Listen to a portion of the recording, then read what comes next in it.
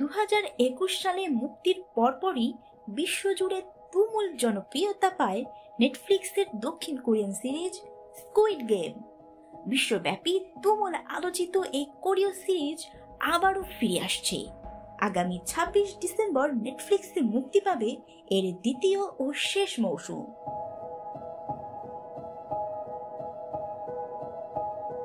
অনন্য কাহিনী এবং প্রেজেন্টেশনের জন্য স্কুইড গেম সিজন 1 একাধিক পুরস্কার অর্জন করে এবং অসংখ্য দর্শকদের হৃদয়ে জায়গা করে নেয়।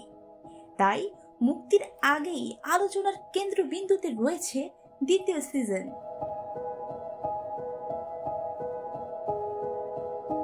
ডিস্টোপিয়ান সার্ভাইভাল থ্রিলারের এই নতুন সিজনের নির্মাতা ওয়াং দং ইউক হাজির হচ্ছেন আরো বেশি সাসপেন্স আর ড্রামা নিয়ে।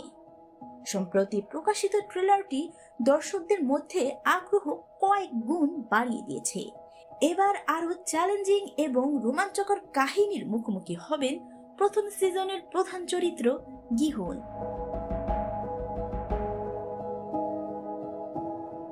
মৃত্যুর এই বিপজ্জনক খেলায় আবারও ফিরে আসবে গিহুন, তবে পুরোই ভিন্নভাবে।